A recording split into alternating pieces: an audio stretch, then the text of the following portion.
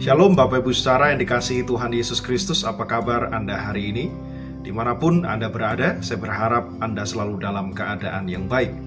Dan sangat senang saya kembali bisa menyapa Anda melalui program Sapaan Gembala GKI Manyar.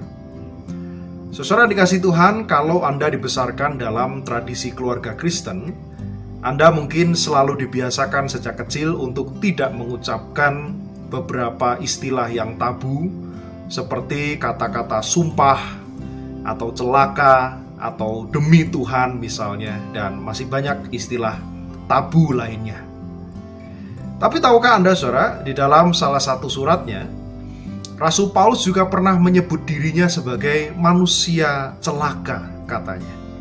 Anda bisa membaca dalam Roma pasal 7 ayat yang ke-24. Nah, kenapa Paulus menyebut dirinya demikian?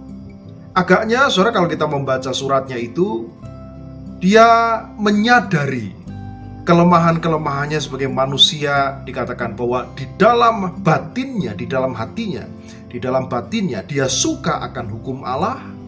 Tetapi dia juga menyadari bahwa di sisi yang lain, anggota-anggota tubuhnya dikuasai hukum dosa. Dikatakan dalam Roma pasal 7 ayat 22 dan 23.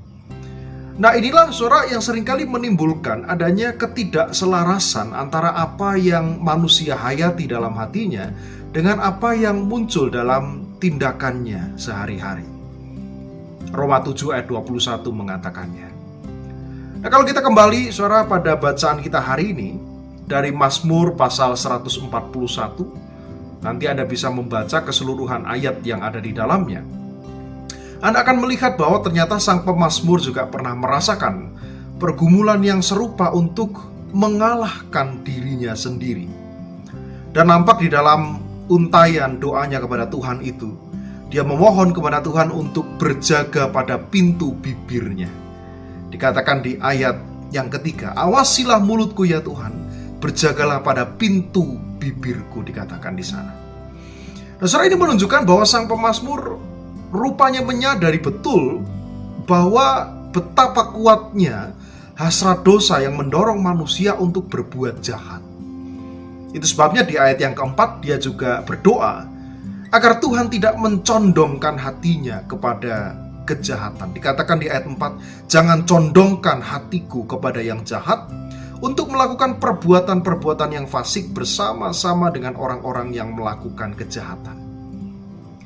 Tapi sebaliknya saudara, dia juga rindu supaya orang benar menegur dan bahkan menghukumnya di dalam kasih setiap kali dia tergoda untuk melakukan apa yang jahat di mata Tuhan. Ayat 5 mengatakan, biar orang benar memalu dan menghukum aku. Dan dikatakan itulah kasih. Itulah kasih. Dan di ayat ke-7 yang menarik saudara, dia mengatakan bahwa kejahatan yang ada di sekitarnya hendaknya dihancurkan seperti sebuah batu yang dibelah di tanah. Ini penggambaran yang menarik. Di ayat yang ke-7, seperti batu yang dibelah dan dihancurkan di tanah, demikianlah akan berhamburan tulang-tulang mereka di mulut dunia orang mati. Tulang-tulang orang-orang fasik, orang-orang yang jahat. Dan di ayat 8, sang pemazmur menaikkan doa supaya dia diberikan mata yang selalu tertuju kepada Tuhan. Tetapi kepadamulah ya Allah Tuhanku, mataku tertuju, padamulah aku berlindung, jangan campakkan aku. Nah, saudara dikasih Tuhan, dari bagian ini saya secara pribadi merefleksikan bahwa kesadaran dan pengakuan akan kelemahan-kelemahan diri kita sebagai manusia adalah pintu masuk menuju pada pertobatan yang sejati. Gambarannya mungkin begini saudara. Seseorang yang sedang sakit tidak akan pernah merasa memerlukan dokter atau obat-obatan sampai dia mau menyadari dan mengakui sakit penyakit yang ada di dalam tubuhnya itu. Jadi saudara, kita tidak perlu malu untuk mengakui kelemahan-kelemahan kita sebagai manusia. Karena memang kita adalah manusia yang dipenuhi dengan kelemahan dan kerapuhan. Karena hanya dengan cara itu, dengan mengakui kelemahan-kelemahan yang ada dalam diri kita, kita justru akan hidup di dalam segala kewaspadaan terhadap yang jahat. Selamat merenungkannya. Amin.